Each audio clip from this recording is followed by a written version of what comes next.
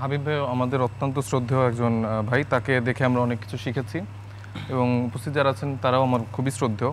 কিন্তু তারা যেরকম ধারণা পোষণ করছেন আমাদের তরুণ সমাজকে নিয়ে, সেটার সাথে আমি শ্রদ্ধার সাথে দ্বিমত পোষণ করছি।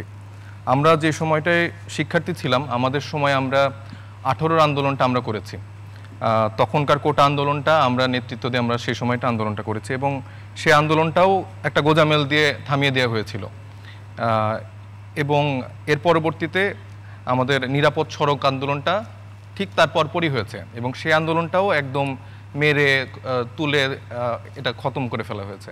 এবং আমি নিজে সেখানে আওয়ামী লীগ অফিসের সামনে আমাকে তুলে নিয়ে যাওয়া হয়েছিল, আমাকে মারা হয়েছিল।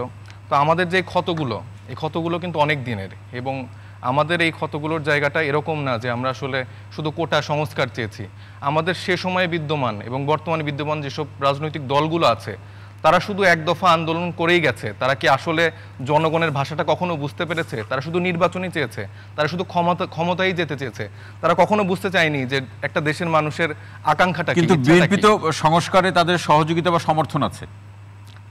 সেই সমর্থন বা সহযোগিতার জায়গা ছাড়াও আমি কথাটাকে শেষ করি। জি বলুন। তো সেই জায়গাটায় আমরা কখনো অন্যান্য দলগুলোকে পাইনি। তাদের একটাই এজেন্ডা যে কখন তারা ক্ষমতায় যাবে, কখন তারা সেই ক্ষমতার মসনদে বসবে। কিন্তু এই জায়গা থেকে তরুণ সমাজ সবসময় বিচ্ছিন্ন ছিল। আমরা কখনো রাজনৈতিক দল কখনো আমরা করিনি। আমরা সে সময় যেই আকাঙ্ক্ষাগুলো মনে হতো যে আমরা মাঠে দাঁড়াবো, আমরা 10 জন মিলে দাঁড়িয়ে যেতাম। সেখানে ছাত্রলীগ আমাদেরকে মারতো, তুলে নিয়ে যেত, গুম খুন অনেক শিকার হয়েছে আমরা সেখানে। এই অবস্থা ছিল আমাদের ক্যাম্পাসে।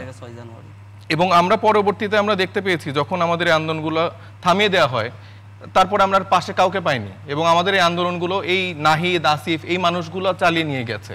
এবং এর পরবর্তীতে আমি যে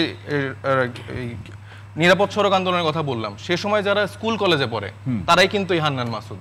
তারা কিন্তু সে সময় অনেক আশাহত হয়েছিল এবং তাদের মনে কিন্তু একটা ক্ষোভ ছিল যে আমরা যে কোনোভাবে এই যে বর্তমান ফ্যাসিস্ট সরকার ছিল, সেই সরকারের বিরুদ্ধে আমাদের নামতে হবে।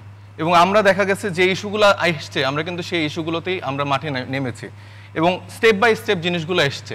জি, কিন্তু যে প্রশ্নটি ছিল এই আলোচনা তো আছেই, এই ব্যাকগ্রাউন্ড তো আছেই, কিন্তু নতুন রাজনৈতিক দলের সেই জায়গা থেকে আমরা এখন একতাবদ্ধ হয়েছি এবং আমরা মনে করি যে বৈষম্য বিরোধীর ব্যানারেই কিন্তু আমরা আসলে সবাই একসাথে নেমেছি। এবং জনগণ যদি আসলে মনে করে যে রাজনৈতিক দলের দরকার তরুণদের থেকে, আমরা সেক্ষেত্রে অবশ্যই চিন্তা করব। কিন্তু এখানে বাংলাদেশের বাস্তবতায় জনগণের মনে করাটা সেটি তো সমর্থনের প্রশ্ন আছেই, কিন্তু সেই সমর্থন আদায়ের জন্য একটা এজেন্ডা নিয়ে তো আপনাদেরকেই যেতে হবে। আমরা এখন যেই সব এজেন্ডাগুলো আছে, আমি তার কথায় কিন্তু অস্পষ্টতা দেখিনি। উনি কিন্তু বলছেন যে জনগণ যদি মনে করে তাহলে তারা অবশ্যই রাজনৈতিক দল গঠন করবে।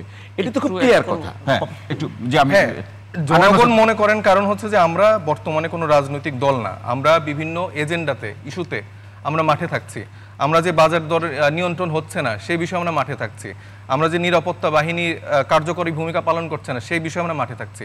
আমরা শুধুমাত্র নির্বাচন বা এই ইস্যুগুলোকে কেন্দ্র না করে আমরা বাকি যেসব জনগণের যে আশা আকাঙ্ক্ষার জায়গাগুলো আছে সেই আকাঙ্ক্ষাগুলো যেন পূরণ হয়, সেই জন্য আমরা সোচ্চার আছি। অর্থাৎ এই মুহূর্তে রাজনৈতিক দলগুলো যে কাজ করছে আপনারা সেই একই ধরনের কাজ করছেন, সেটাই বলছি। রাজনৈতিক দলগুলো তো আমি শুধু নির্বাচন চাচ্ছে দেখছি, এছাড়া তো আমরা তো মাঠে যে সে কাজগুলো বাস্তবায়ন করার চেষ্টা করছি। সংস্কারে তাদের যে সমর্থন এবং সহযোগিতা আছে সেটাকে আপনারা গুরুত্ব দিচ্ছেন না, বা তারা শুধু মুখেই বলছে আমার মনে হচ্ছে, শুধু মুখে বলছে।